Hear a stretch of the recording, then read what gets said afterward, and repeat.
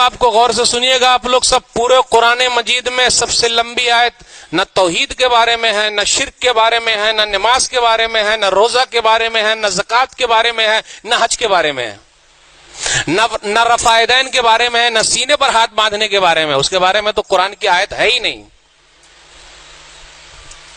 ارے جلدی مان بھی گئے سب. ارے جب پوری انرجی مولوی صاحب اسی پر لگاتے ہیں تو سب سے لمبی آیت ہونی چاہیے نا بھائی.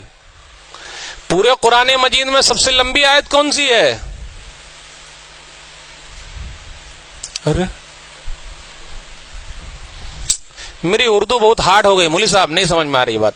پورے قرآن مجید میں توحید والی آیت لمبی نہیں ہے، شرک والی آیت لمبی نہیں ہے. سب سے لمبی آیت لین دین کے بارے میں ہے اور اس کو لکھنے کے بارے میں ہے. پورے ایک پیج ایک صفحہ کی آیت ہے پورا، کہ جب لین دین کرو تو اس کو لکھ لو. کتنے لوگ لین دین کرتے ہیں تو اس کو لکھ لیتے ہیں. ارے بھائی سے لیں گے تو لکھ لیں گے، ابا سے لیں گے تو لکھ لیں گے، رشتہ دار سے لیں گے تو لکھ لیں گے. کتنے لوگ تو بتاتے ہی نہیں ہیں. تو جب مر جائیں گے تو کیسے جنازے کی نماز ہو سکتی کیا؟ پورے قرآن مجید میں سب سے لمبی آیت ہے لکھنے کے بارے میں. جب لین دین کرو، قرضہ لو یا دو، اس کو لکھ لیا کرو، گواہ بھی رکھو. نہیں کرتے ہم اور آپ اس آیت پر عمل نہیں کرتے تو آگے چل کے جھگڑا ہو جاتا ہے، کیس ہو جاتا ہے، کہیں چل کے مرڈر ہو جاتا ہے، رشتہ داری ختم ہو جاتی ہے، دشمنی بڑھ جاتی ہے، سب ختم. قرآن مجید کی سب سے لمبی آیت ہے لکھ لو. ہم اور آپ لکھتے نہیں. ارے دوستی میں لکھیں گے، بھائی چارے میں لکھیں گے. بھیا سے پیسہ مانگا، چپکے سے لوگ مانگتے. ماموں سے مانگا، بھانجے سے مانگا، پیسہ دینا. ارے بھائی مانگیے تو ساتھ میں کسی کو رکھ کے مانگیے. کیوں؟ اگر آپ اللہ نہ کرے دنیا سے چلے جائیں، پتا تو رہے کہ بھائی ان کے اوپر قرضہ ہے، کوئی ادا کرنے کے لیے کھڑا تو ہو جائے گا. ہم اور آپ عمل نہیں کرتے. میرے بھائی ہو، قرضے کا مسئلہ ہو، لین دین کا مسئلہ، اس کو لکھ لیجئے. کیوں؟ جنازے کی نماز ہو سکتی کیا؟ آئیے سن لیتے ہیں حدیث. کیسی حدیث ہے؟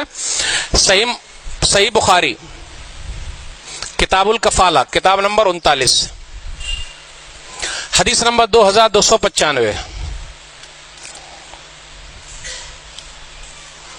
بہت ناراض ہے آج ہم سے. دیکھیے تو حدیث نمبر 2295.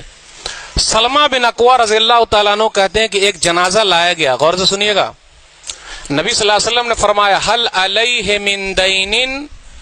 یہ نہیں پوچھا یہ جنازہ نمازی ہے، روزے دار ہے، حاجی ہے، زکاتی ہے، توحیدی ہے. نہ، نبی صلی اللہ علیہ وسلم نے جنازے کے بارے میں پوچھا، مردے کے بارے میں پوچھا، اس کے اوپر قرضہ ہے کیا؟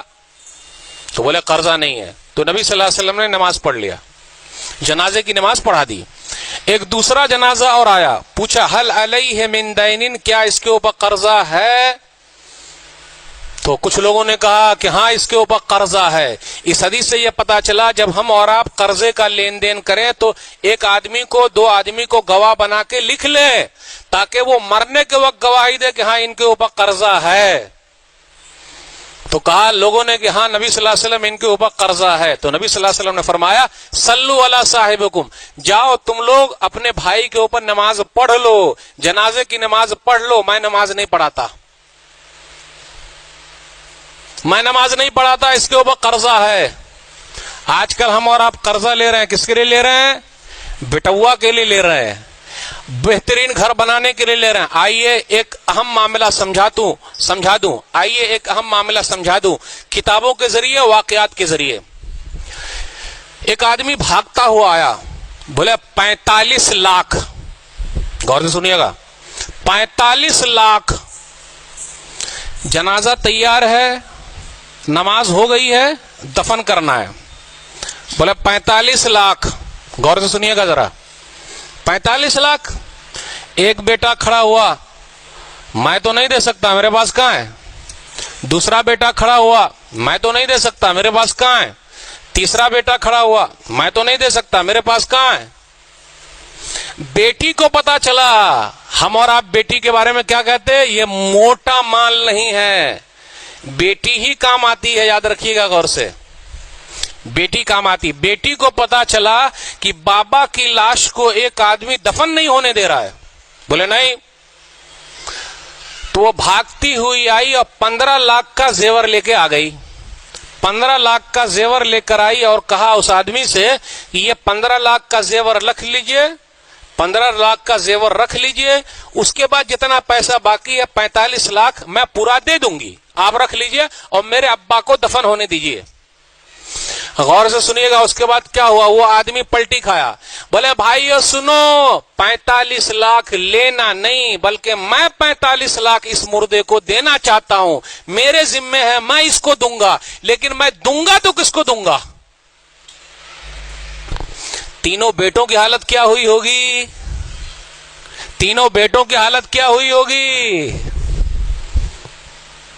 میں سمجھ گیا یہ آدمی دنیا سے جا رہا ہے, اس کا وارث ایک ہی ہے, وہ ہے اس کی بیٹی. میں اب 45 لاکھ اس بیٹی کو دینے والا ہوں. میرے بھائیو, بیٹیاں وہاں کام آتی ہے جہاں بیٹے بھی کام. اس سے یہ بھی پتا چلا قرض کے بارے میں صاف ستھرا رکھیے, بیٹے بھی ادا کرنے کو تیار نہیں ہے, کوئی نہیں کرتا. ایک صحابی کھڑے ہو گئے ابو قتادہ رضی اللہ تعالیٰ نے, اور کہا اسی کے اندر, علی دینہ یا رسول اللہ, اللہ کے رسول صلی اللہ علیہ وسلم اس آدمی کا قرض میں چکاؤں گا. اس کے بعد نبی صلی اللہ علیہ وسلم نے جنازے کی نماز پڑھ لی. میرے بھائیو, آج کل لوگ قرضہ بھی نہیں دیتے.